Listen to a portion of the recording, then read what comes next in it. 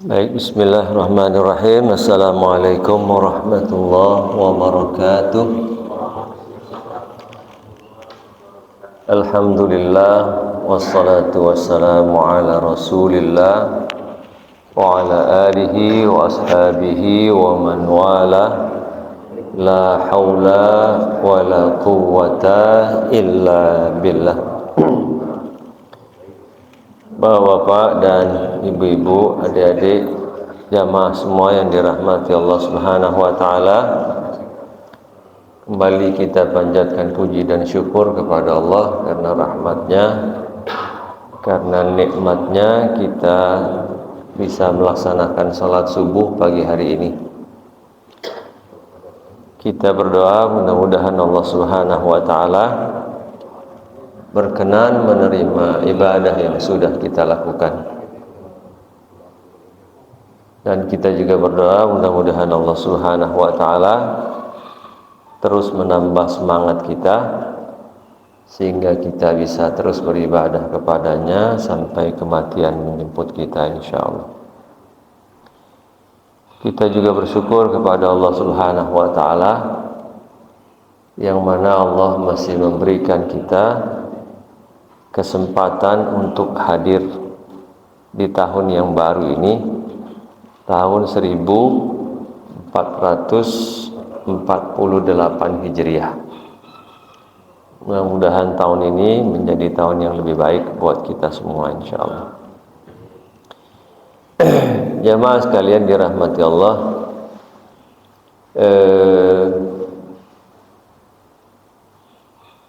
tahun Hijriah ini dimulai penghitungannya berdasarkan peristiwa hijrahnya Nabi Shallallahu Alaihi Wasallam dari Mekah ke Madinah. Ya, jadi uniknya Islam. Ya, kalau agama-agama lain itu dihitung dari kelahiran nabinya atau kelahiran Tuhannya, ya, Tuhan lahir, ya. Dalam Islam kelahiran Nabi penting untuk dikenang, ya. Tapi peristiwa hijrah ini peristiwa yang sangat monumental, ya. Sehingga peristiwa hijrahlah yang dijadikan sebagai awal penghitungan tahun Hijriah, ya. Dan saya kira sudah sering diceritakan oleh para pembicara-pembicara lain. Nah, jamaah sekalian dirahmati Allah, pagi ini saya ingin mengingatkan semua akan kebijakan yang dibuat oleh Nabi Shallallahu Alaihi Wasallam ketika beliau memasuki kota Madinah, ya. Dan kita akan mendapatkan betapa cerdasnya, betapa briliannya Nabi kita. Ya, ada 3 kebijakan yang beliau buat. Yang pertama adalah mempersaudarakan orang-orang muhajirin dan orang-orang ansor, ya. Kemudian kebijakan yang kedua adalah membuat kesepakatan antar suku, antar kabilah yang tinggal di kota Madinah. Nah, kebijakan yang ketiga, beliau membangun masjid yang sekarang ini kita kenal dengan Masjid Nabawi, ya. 3 kebijakan itu. Nah, pada saat kita membaca sejarah atau pada saat kita mendengar sejarah itu, pernahkah kita bertanya, ya? Jadi cara membaca sejarah itu gitu, tanya balik kepada sejarah itu. Apa kira-kira maksud dari kebijakan-kebijakan tersebut? Kan pasti Allah Subhanahu wa taala, pasti Nabi Shallallahu alaihi wasallam ketika melakukan ini, melakukan itu pasti tidak sembarangan. Pasti ada tujuannya. Ya. Termasuk misalnya kenapa Allah Subhanahu wa taala menurunkan Al-Qur'an pada suku Quraisy. Nah, gitu. Boleh kita tanya lagi pada Al-Qur'an, pada sejarah. Nah, tadi kenapa Nabi Shallallahu alaihi wasallam membuat 3 kebijakan itu? Mempersaudarakan Muhajirin dan Ansor, membuat kesepakatan antar suku yang tinggal di Madinah, dan membangun masjid. Nah, jamaah sekalian, rupanya 3 kebijakan itu dibuat adalah dalam rangka membangun peradaban di kota Madinah. Ya. Nah, untuk membangun peradaban itu tidak mungkin dilakukan oleh beliau sendiri. Pasti butuh banyak orang, ya, dan butuh suasana yang kondusif. Ya, suasana kondusif itu kalau dalam bahasa Orde Baru dulu disebutnya stabilitas. Ya, dulu kan begitu ketika peralihan dari Presiden Soekarno ke Presiden Soeharto, ya, Pak Harto mau membangun ekonomi Indonesia.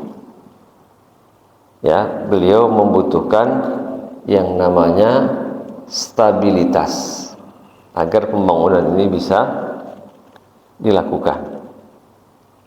Nah, akhirnya beliau tunjuklah Pak Sudomo, ya, jadi Kopkamtib dulu, ya. Nah, dari situ beliau dapat suasana stabilitas sehingga bisa membangun ekonomi Indonesia, dan ketika itu Indonesia termasuk macan Asia, swasembada pangan, swasembada energi, dan seterusnya, ya. Cuma cara beliau membangun stabilitasnya ini agak represif, ya. Kalau ada orang yang beda dikit besok hilang, gitu, ya. Nah, Nabi pun begitu. Nabi membutuhkan suasana yang kondusif. Nah, sementara Nabi tahu betul ini ada orang Muhajirin, ya, kalau dalam bahasa kitanya penduduk asli, ya, kalau bahasa Depoknya akamsi, anak kampung sini, gitu, ya.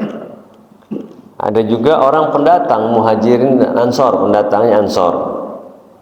Nah, kalau ini tidak diikat, ya, dengan ikatan yang kuat, kemudian diprovokasi sedikit saja, maka akan terjadi perpecahan, peperangan. Apalagi kultur mereka itu adalah kultur petarung, itu, ya. Nah, kalau mereka perang, mereka berkelahi, maka Nabi tidak akan bisa membangun. Nah, karena itu Nabi persaudarakanlah mereka, orang-orang Muhajirin dan orang-orang Ansor, ya.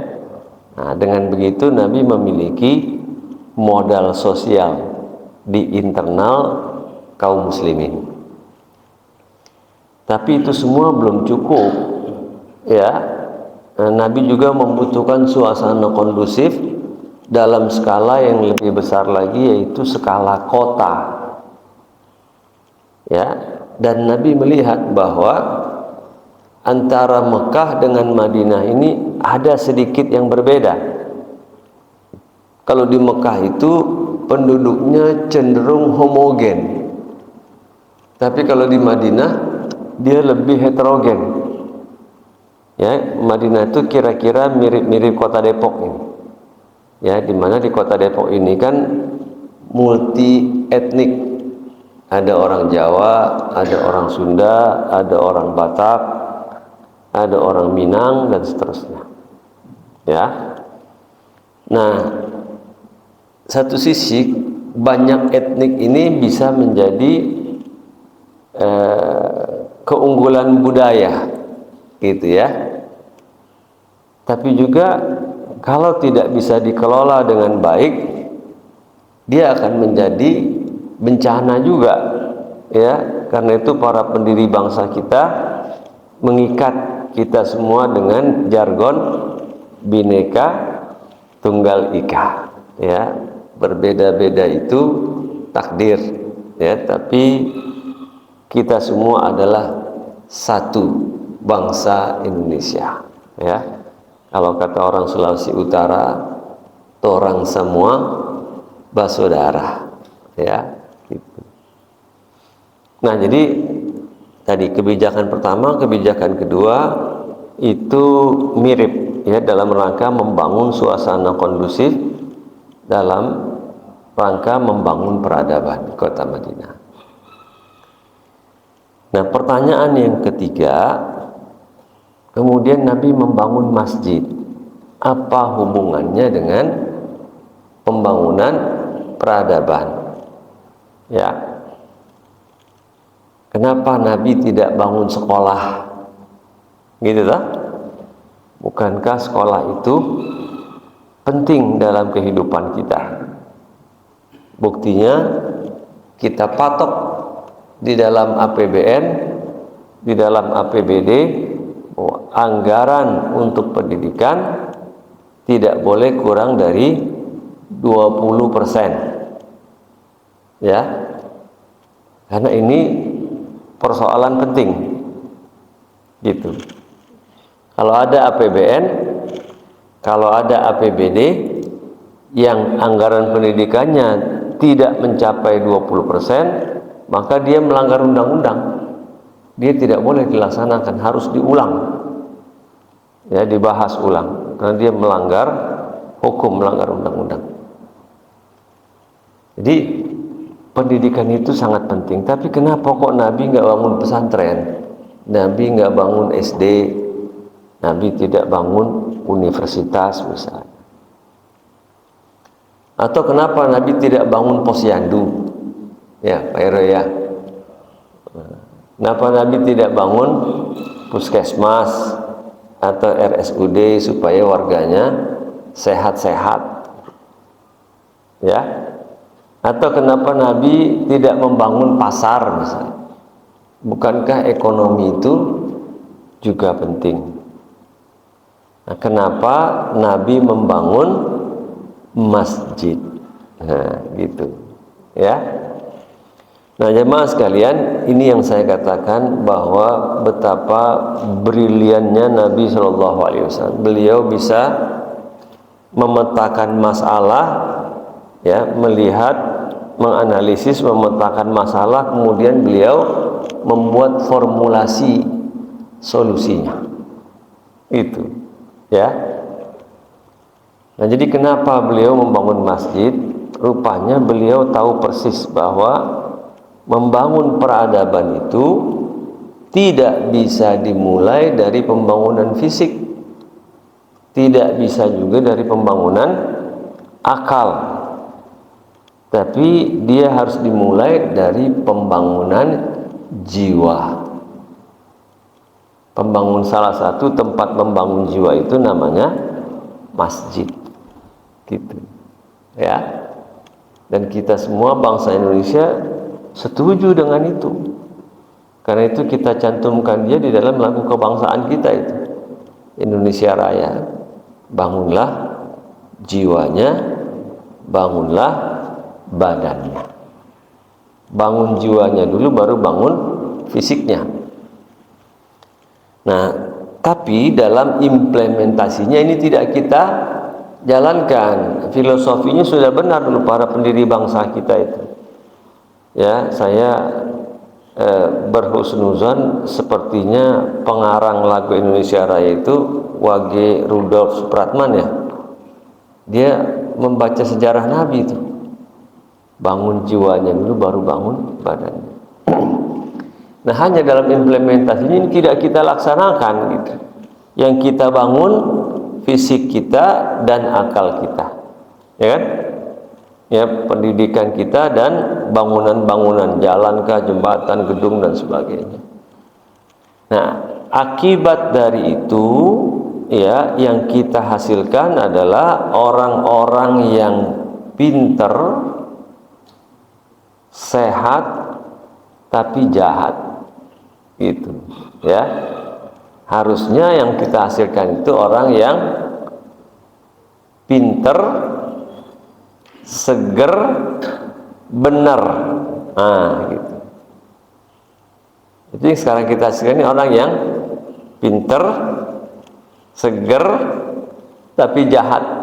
Gitu. Kenapa saya katakan jahat? Coba kita lihat sekarang, ya, angka-angka statistik. Boleh kalau bapak-bapak ada yang bawa handphone, bantu saya buka. Berapa omset penjualan narkoba di negara kita dalam 1 tahun? Ya, kalau mau cepet chat GPT. Ada yang nggak bawa handphone nggak? Bapak bawa handphone. Ada chat GPT-nya nggak, Pak?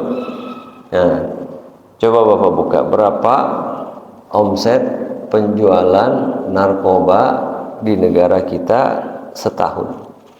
Nah, biar bapak buka. Saya mau minum dulu sebentar.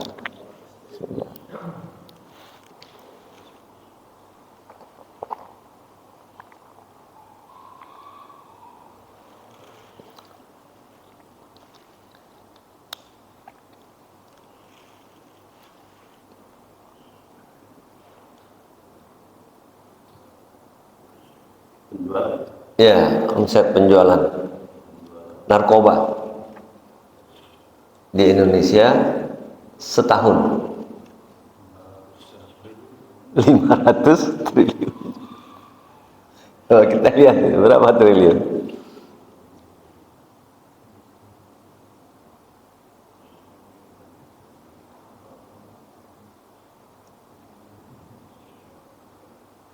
Ya, berapa coba? Ada yang udah dapat, Pak? Berapa?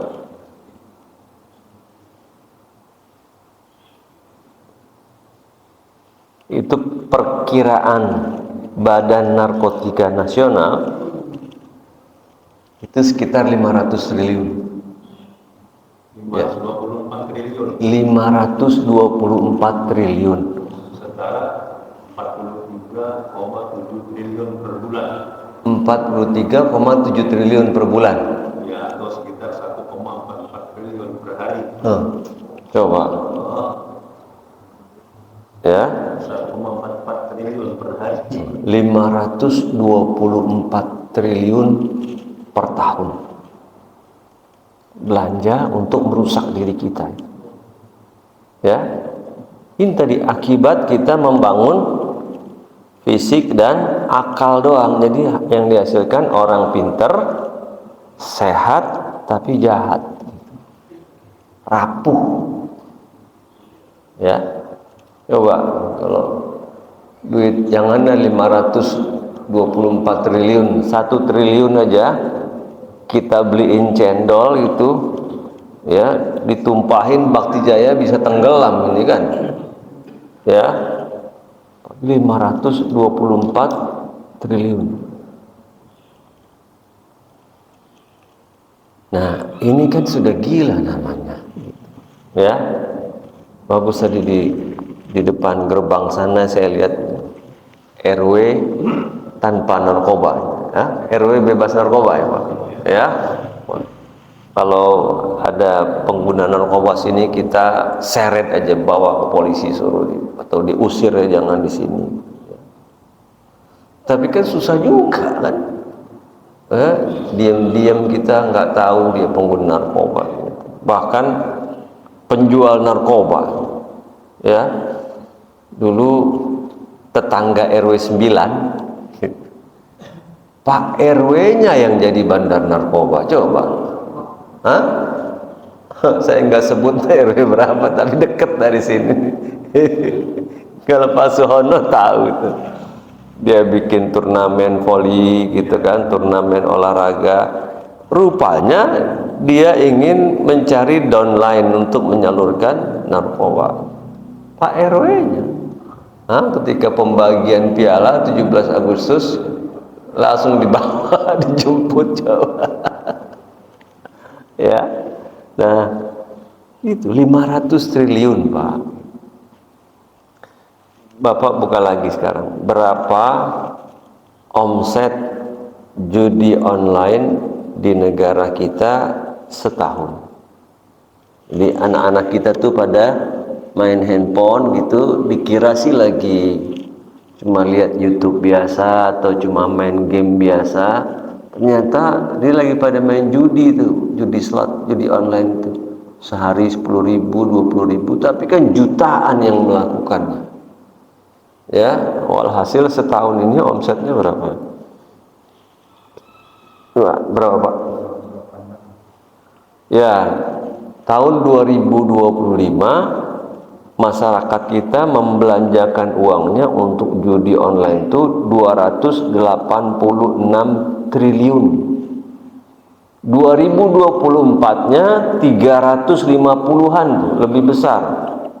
2025-nya turun. Yang 2024 berapa, Pak? 350-an ya? 359, berarti 360 triliun. Ya, katakan rata-rata 300 triliun.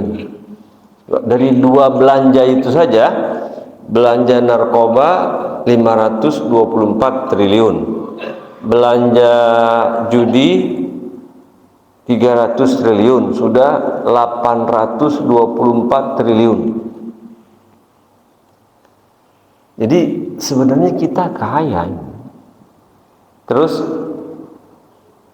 karena main judi slot gitu ya, uangnya habis, akhirnya pinjaman online. Nah gitu. Coba berapa transaksi pinjaman online kita setahun? Ya, nggak salah sekitar 94 atau 96 triliun itu per tahun. Ya. Berapa, Pak? Pinjol 95 triliun. Tadi narkoba 500, judi 300, pinjol hampir 100. Itu sudah 900 triliun per tahun. Uang kita bakar begitu. Nah, kalau mau lagi yang lebih parah lagi, rokok. Mohon maaf buat bapak-bapak yang masih punya kebiasaan merokok. Ya, saya tidak punya otoritas mengatakan rokok itu haram atau halal. Saya bukan ulama, gitu ya. Saya cuma menyajikan data saja supaya kita berpikir ulang. Ya, coba bapak buka pendapatan negara dari cukai rokok. Ya. Nah, cukai rokok itu 10% dari harga rokok. Jadi misalnya kita merokok, saya nggak tahu harga rokok berapa ya. Katakanlah harga rokoknya satu batang itu 1.000 rupiah, maka 100 rupiahnya masuk kas negara dalam bentuk cukai. Ya. Nah, yang 100 rupiah ini dikumpulin semuanya, itu kalau saya tidak salah sekitar 211 ya, 221 triliun. Itu 10%-nya, Pak. Jadi omset penjualan rokok di negara kita berapa? Kali 10 tadi. 220 dikali 10, jadi 2.200 triliun. Belanja masyarakat kita membeli rokok itu setahun 2.200 triliun. Gila ini bangsa itu. Ya kan? Ya, ini kita ulang lagi. Narkoba 500, judi 300, 800, pinjol 100, 900, rokok 2.200, jadi 3.100 triliun belanja tidak produktif itu. Ya. Sementara APBN kita, Pak, cuma 3.600 triliun. Beda dikit coba. Ya. Mudah-mudahan diskusi kita pagi ini sampai nih ke pemerintah, sampai kepada Pak Prabowo. Ya. Ini bukan angka kecil gitu, kita susah payah jual ikan, jual kayu, jual ini, jual itu, uangnya kita buat belanja. Ya. Kalau pemerintah sekarang ini kan sedang serius dengan menyelamatkan uang-uang kita yang bocor ke negara lain misalnya, ya. Apakah dari bahan bakar minyak atau dari CPO atau dari batu bara, ya, nikel dan sebagainya, ya. Contoh dari bahan bakar minyak, ya, bahwa kita sejak zaman Orde Baru itu cuma punya 2 sumur minyak. Dulu produksi ini saya nggak hafal angkanya, ya.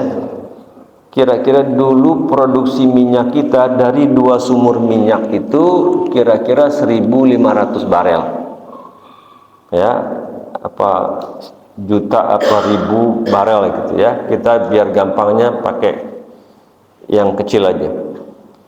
Nah, sementara kebutuhan minyak kita, karena dulu masyarakat kita yang punya mobil kan sedikit, jadi kita cuma butuh 800 barel.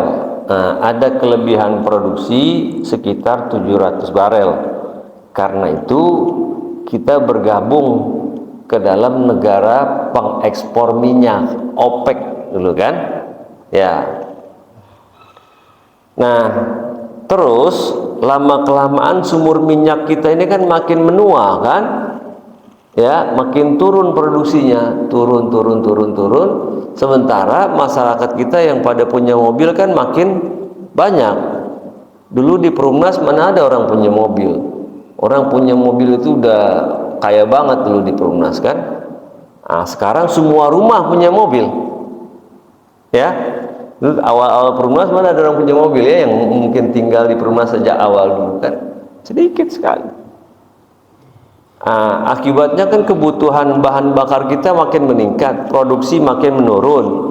Maka kita tidak bisa mengekspor lagi minyak, untuk kebutuhan dalam negeri doang udah habis gitu. Lama-lama sumur ini makin tua lagi, masyarakat kita yang punya mobil makin banyak lagi. Akibatnya sekarang kebutuhan minyak kita 1.500 barel, kemampuan produksi kita cuma 600 barel, ya. Maka kita menjadi pengimpor minyak, 900 barel untuk mobil-mobil kita tuh. Nah, yang masalah adalah kita mengimpor itu tidak langsung dari negara produsen, apakah dari Saudi atau dari negara-negara Teluk atau dari produsen lain gitu, ya. Harusnya kan langsung ke Indonesia. Nah, ini transit dulu di Singapura, ya. Nah, Singapura menaikkan harga itu baru dijualnya ke Indonesia, gitu, ya. Nah, yang kita produksi 600 barel di dalam negeri juga itu masih dalam bentuk minyak mentah, belum bisa dipakai. Kita jual dia ke Singapura itu 600 barel.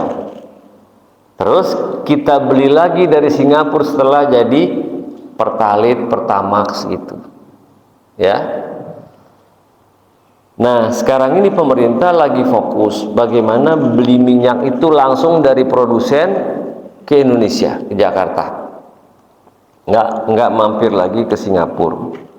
Nah, yang 600 barel kita produksi sendiri, nah kita mau bikin kilang minyak supaya itu bisa diolah sendiri tanpa mampir dulu ke Singapura.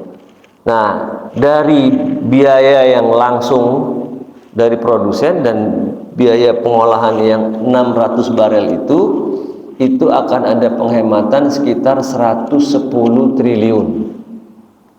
Ya. Dan tentu ini harus kita dukung, ya kan? 110 triliun dari penghematan ini. Belum lagi juga dari CPO yang sekarang ini kan para produsen minyak sawit, ya, dia punya kewajiban untuk menjaga stok dalam negeri, karena itu dia produksi, dia wajib jual sekian persen ke dalam negeri. Selebihnya dia jual ke luar negeri dengan harga yang gila-gilaan. Nah, sekarang ini semua harus lewat satu pintu.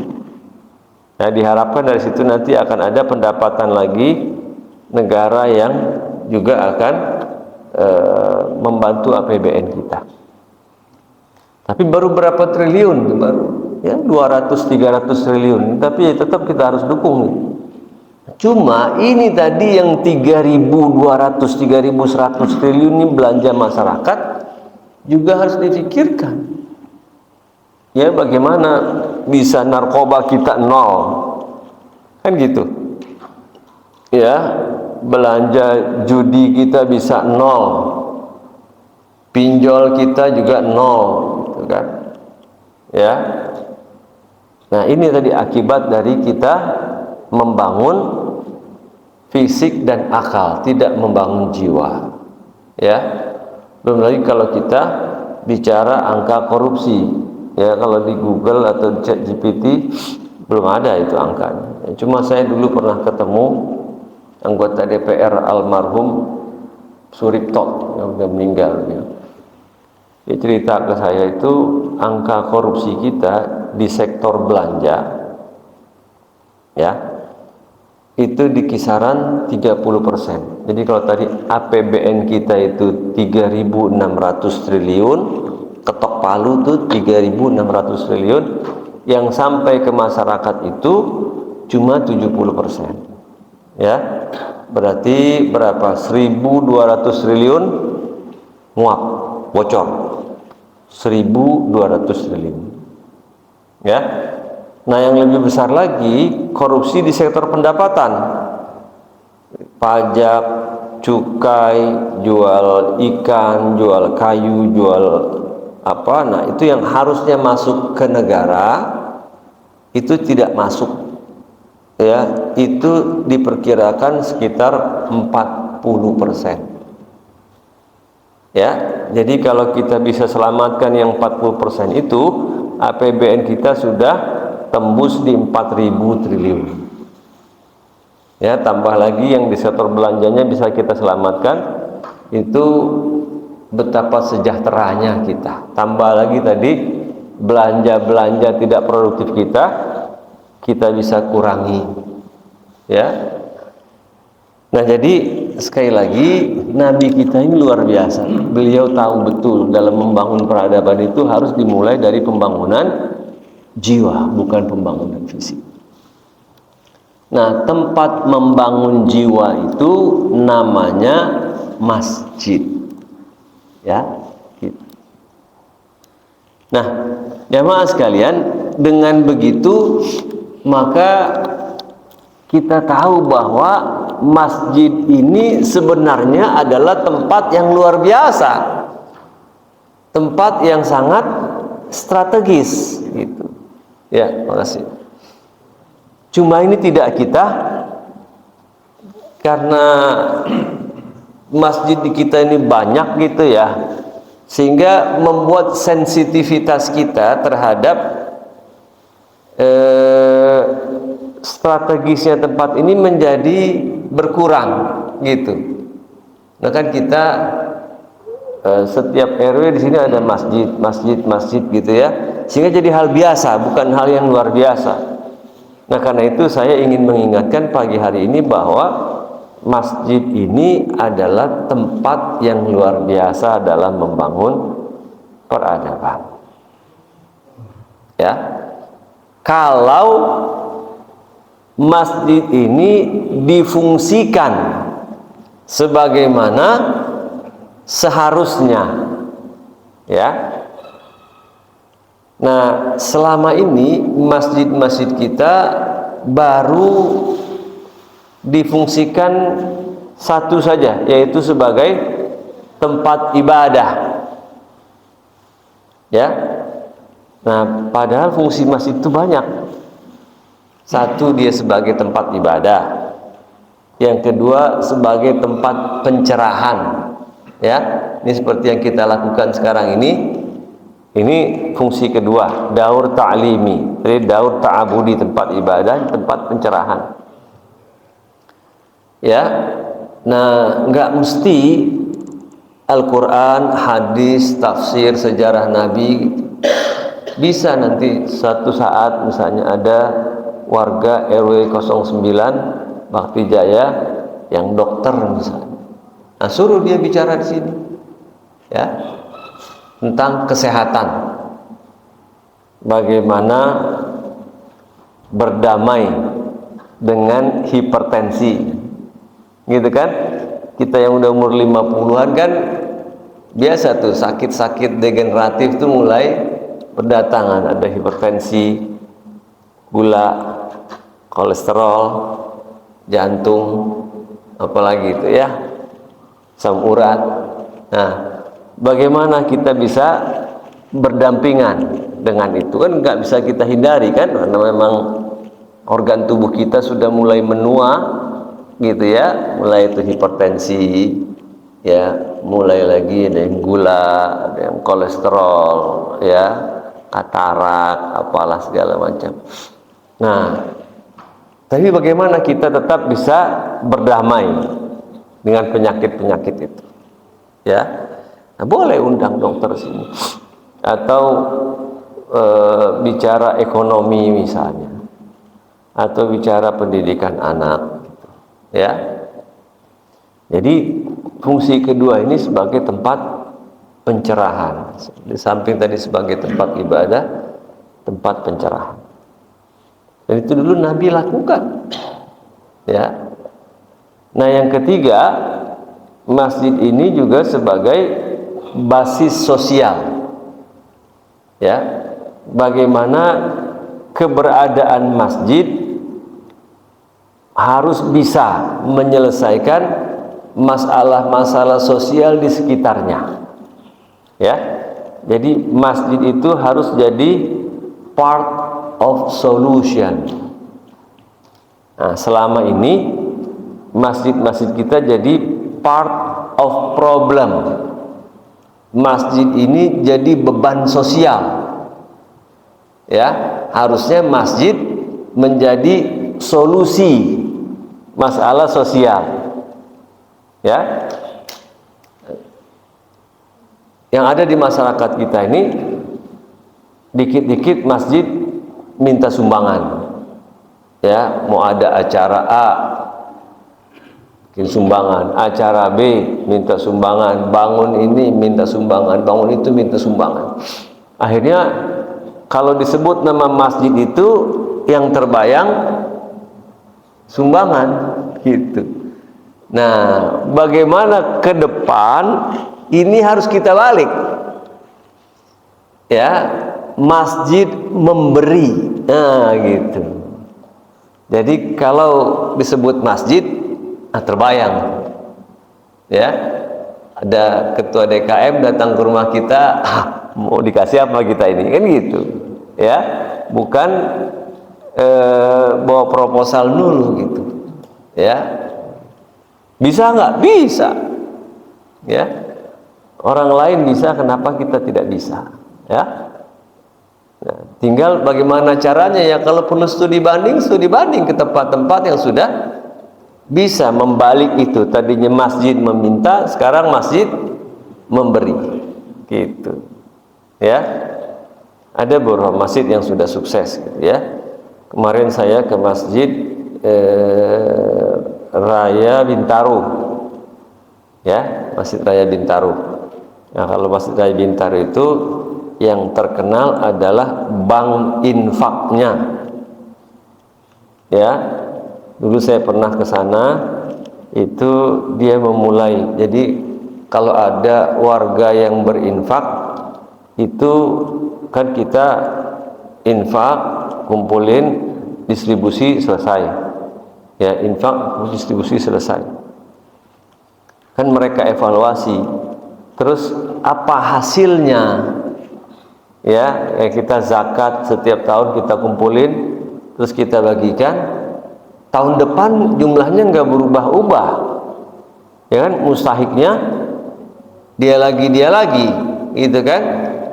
Nah, ini kita harus evaluasi. Tidak ada salah dalam zakatnya, tapi ada yang perlu kita perbaiki dari cara kita menyalurkan zakat. Selama ini kan gitu, malam takbiran kita kumpulin zakat, ya, kita kumpulin lagi ada berapa mustahiknya, katakan zakatnya terkumpul 40 juta, mustahiknya ada 400 orang, kita bagi 100, selesai urusan, kan begitu, ya. Tapi selesai nggak masalah kan itu. Adanya zakat itu salah satunya untuk mengentaskan kemiskinan. Ya, ini perlu kita evaluasi. Kita tidak boleh rutinitas begitu tanpa kita evaluasi. Jadi zakat itu misalnya lebih baik yang menerima itu sedikit tapi dapatnya banyak, daripada yang menerima banyak dapatnya sedikit cuma nyempil doang di gigi, gitu ya. Karena itu mesti didata, dibuat ranking prioritas atau indeks, ya. Nah, lebih baik satu orang terima 1 juta, ya, tapi betul-betul dia daripada orang yang nggak mendesak gitu ya, alasan nggak enak kita kasih gitu. Ini mesti dievaluasi kembali. Nanti kapan waktu kalau ada khusus boleh nanti kita bicara tentang bagaimana cara menyalurkan zakat yang lebih produktif. Nah, dengan cara tadi itu masjid sudah memberikan contoh bertindak tidak adil. Ya, sekarang misalnya nih, ada satu rumah ibu-ibu janda tinggal sendiri, kita kasih 100.000, ya. Nah, ibu sebelahnya juga janda, punya anak 3, kita kasih 100.000. Ibu sebelahnya lagi janda lagi, anaknya 5, kita kasih 100.000. Adil tidak? Nah, kan tidak adil kan? Tapi ini yang kita lakukan selama ini, itu, ya. Nah, ada lagi nenek-nenek 80 tahun janda, ya. Ada lagi ibu-ibu 30 tahun janda, kita kasih yang nenek-nenek 100.000, yang ibu-ibu 30 tahun janda juga 100.000, ya. Harusnya kan dibedain gitu ya. Kalau yang nenek-nenek kan oke lah buat hiburan hari lebaran. Tapi kalau yang ibu-ibu 30 tahun kan ini masih kuat tenaganya gitu. Harusnya dipanggil dia, Bu, ibu kan masih 30 tahun ini. Kira-kira ibu mau usaha apa? Oh, saya bisa bikin nasi uduk, Pak, gitu. Nah, kalau bikin nasi uduk tuh modalnya berapa? Beli panci, penggorengan dan lain-lain itu, ya, totalnya misalnya 2 juta, Pak. Kasih 2 juta gitu. Jadi tahun depan dia udah nggak ada lagi di dalam daftar mustahik, dia sudah mandiri gitu. Tapi kalau dia dikasih 100.000, sampai kapanpun nggak akan selesai masalahnya, gitu, ya. Nah, jadi kita mesti evaluasi, itu basis sosial, ya. Jadi mungkin perlu dibuat nanti dari istiqomah untuk RW 9 sejahtera. Ya. Dari istiqomah untuk RW 9 cerdas. Tidak boleh ada warga RW 9 yang anak-anaknya putus sekolah karena nggak punya uang sementara ada istiqomah. Gitu. Ya. Didata itu. Mana anak-anak yang nggak sekolah? Kenapa kamu nggak sekolah? Nggak punya uang, Pak. Ya, kan bayar udah gratis ya kan? Yang bayarannya gratis kan? Ojeknya belum, bukunya belum, seragamnya belum. Itu anak kan juga perlu jajan di sekolah. Teman-temannya pada jajan, masa dia diam aja nggak jajan? Ya.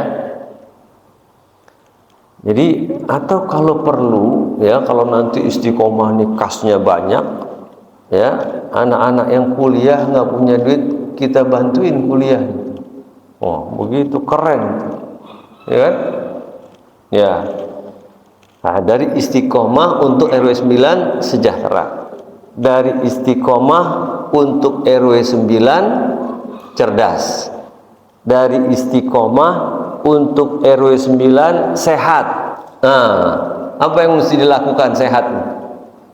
Kebersihan misalnya. Apa peran masjid untuk membuat lingkungan ini bersih? Itu bukan tugas Pak RW, Pak. Gitu. Ya bukan tugas RW. RW nggak punya duit. Gitu kan? Duit dari mana RW coba?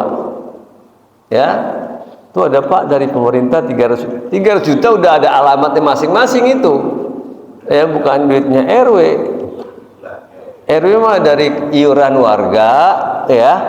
Cuma nyatet doang, habis itu buat petugas sampah, buat petugas keamanan. Udah habis duitnya, nggak ada lagi. Hah? Numpang lewat doang. Sama dicurigain dari kita. Ya, gitu. Nah, apa yang bisa dilakukan oleh masjid untuk warganya supaya sehat? Nah, sehat untuk anak-anak kita, orang tua kan ada posyandu kan? Nah, kita udah punya posyandu. Ya, apa peran masjid? Tanya, posyandu perlu apa? Gitu kan?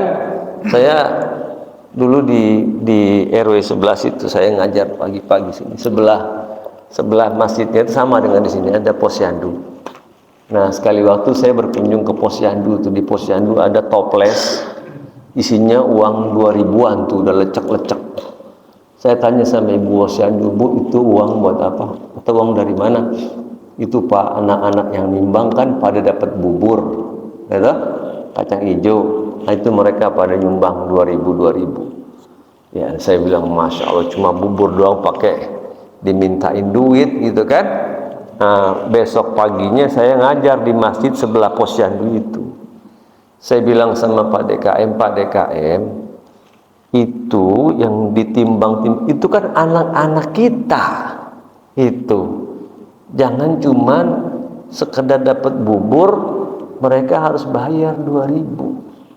Sementara DKM-nya kasnya puluhan juta. Mboknya itu dibantu posyandu itu udah nggak usah pakai bayar-bayar lagi, cuman sekedar bubur gitu kan. Akhirnya DKM bantu tuh ke posyandu tuh, saya lupa sih. Hah? Dari masjid dibantu juga. Harus begitu. Ya, entah berapalah tergantung kemampuan masjid, tapi ada perhatian. Gitu. Ya. Nanti ketua DKM-nya bicara di posyandu supaya pengurus posyandu dan warga tahu bahwa di situ ada kontribusi dari masjid. Nah, dalam rapat kerja masjid tahunan itu dibunyikan sehingga nanti tidak ada orang komplain. Saya akan nyumbang buat masjid, kok dikasih ke posyandu misalnya, gitu ya. Kalau bapak-bapak yang hadir ngaji gini kan ngerti dari istiqomah untuk RW 9 sehat. Kalau RW-nya sehat-sehat, jamaahnya kan bertambah, ya. Kalau jamaahnya bertambah, sumbangannya juga nambah, kan begitu jadinya terus kan, ya. Jadi kalau jamaahnya pada sakit-sakit, ya, mana ada orang mau ke masjid? Sakit dia kan, ya. Terus apalagi supaya RW 9 sehat? Senam. Nah, gitu kan. Ada juga lapangan kita udah ada. Nah, DKM diri di situ depan, orang lagi senam. Pidato di situ ketua DKM. Bapak Ibu, senam ini, kelompok senam ini perlu apa? Gitu. Kan kalau senam itu kebutuhannya cuma 2, paling sound system dengan kaos ya. Nah, sound systemnya udah dibelikan oleh Pak RW itu dari dana 300 juta. Nah, kaos berapa kaos? 100.000 kali 50 pesertanya 5 juta. Nah, ini ya, mau 5 juta semuanya atau cuma 3 juta, yang 2 jutanya patungan pesertanya kan. Jadi masjid itu kahartos karaos. Nah, orang Sunda, ya orang Sunda tadi dia kahartos karaos teh artinya naon Pak Lili? Nah, dimengerti dan dirasakan kan gitu ya. Jadi masjid ini dirasakan keberadaannya oleh, sehingga nanti orang akan datang kemari, akibatnya juga kas kita juga akan penuh gitu ya. Jadi dari istiqomah untuk RW 9 sejahtera, dari istiqomah untuk RW 9 cerdas, dari istiqomah untuk RW 9 bersih, dari istiqomah untuk RW 9 sehat, apa lagi? Hah? Pintar tadi, cerdas ya gitu. Nah, jadi masjid itu fungsinya banyak. Nah, jadi kalau saya contohkan, kalau Bapak musuh dibanding tentang bagaimana pengolahan infak itu di Masjid Raya Bintaro. Dulu dia mulai dari 11 juta, orang yang nyumbang itu tidak disalurkan begitu saja, tapi dikelola ya, namanya bank infak. Dia nyumbangnya ke bank infak, dana dia juga jadi abadi, itu tidak habis ketika itu. Terus dan itu dipinjamkan bergulir kepada jamaahnya. Terus dalam 1 tahun itu sudah meningkat jadi 1,2 miliar ya. Nah, saya tuh bertemu mereka itu tidak lama setelah COVID, sudah sekitar 4 tahun. Mungkin perkiraan saya sekarang sudah 3-4 miliar tuh dananya. Dan yang luar biasanya itu kredit macetnya itu 0. Tidak ada peminjam yang tidak mengembalikan. Gitu. Nah, seperti apa caranya ya, monggo silakan tanya ke sana atau kita undang kemarin nanti jadi istiqomah, jadi panitia, undang masjid-masjid sekitarnya biar kita tahu bagaimana cara pengelolaan infak yang baik. Nah, yang kedua Masjid Jogokarian juga ya, pernah saya sebutin, ada jamaah Bapak sini orang Jogokarian, itu juga bagus, bukan cuma infaknya tapi banyak hal ya yang bisa kita pelajari ya. Nah, jadi sekali lagi bahwa masjid ini tempat yang sangat strategis gitu ya. Nah, tadi karena kita banyak masjid sehingga jadi biasa tuh, bukan jadi tempat yang luar biasa lagi. Karena itu ini perlu kita terus refresh, kita reminding bahwa tempat ini tempat yang strategis dalam rangka membangun peradaban. Kalau fungsinya tadi diaktifkan dengan benar ya, sebagai tempat ibadah. Nah, sebagai tempat ibadah itu 2 aja yang mesti kita pegang. Masjid itu harus menjadi tempat yang aman dan nyaman ya. Dan saya lihat istiqomah ini sudah memenuhi itu ya. Aman baik secara fisik ya, tidak ada bangunan-bangunan yang membahayakan ya. Ini udah kan semuanya udah kokoh, udah segala macam. Yang kedua, aman secara psikis. Tidak ada orang yang datang ke masjid itu terintimidasi secara kejiwaan ya. Biasanya anak-anak tuh jadi korban ya, dengan alasan kita ingin sholatnya khusyuk, sementara anak-anaknya berisik. Nah, habis dia kita gebukin pakai sajadah gitu kan. Akhirnya anak-anak pada kabur ya, mereka melihat masjid ini seperti monster Ada anak-anak kita pada pergi ke kafe. Tadi saya kalau sholat subuh tuh di Depok 2 tuh kafe-kafe tuh penuh motor tuh. Mereka lebih nyaman di situ, lebih diterima, ya. Di masjid mereka diusir. Ya namanya anak-anak ya pasti begitu.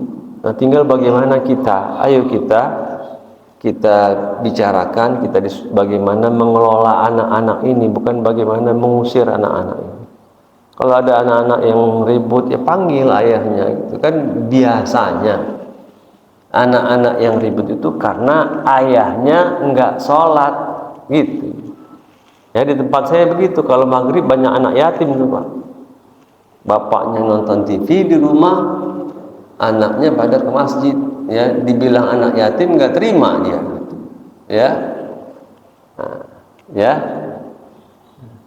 Tadinya di tempat saya nggak banyak anak-anak Pak, sengaja saya bagiin permen. Tiap habis sholat maghrib anak-anak ke rumah tuh baris, saya bagiin permen. Yang sholat subuh dan sholat maghrib dapat permennya 2. Yang sholat maghrib dapat permennya 1.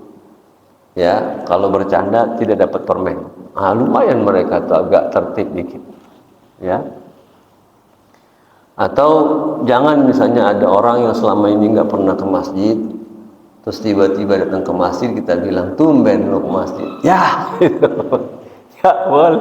Harusnya dia dipeluk, dirangkul, ahlan wa sahlan, gitu kan? Gitu. Kadang-kadang kita suka ya mungkin nggak sadar juga ya, saking senengnya lihat orang ke masjid kita nyeplos aja loh, alhamdulillah tumben lo ke masjid.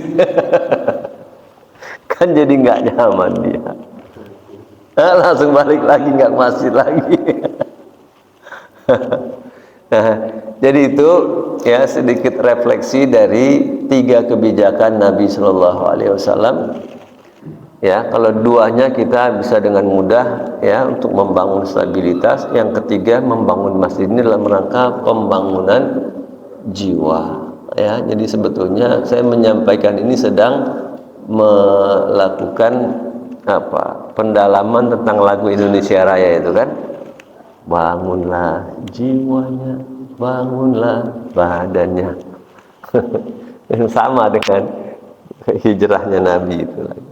Ya, itu barangkali Bapak dan Ibu sekalian yang dapat saya sampaikan pagi hari ini. Ya, kita tutup dengan doa kafarah majelis. Subhanakallahumma bihamdika asyhadu an la ilaha illa anta astaghfiruka wa atubu ilaik. Wassalamualaikum warahmatullahi wabarakatuh.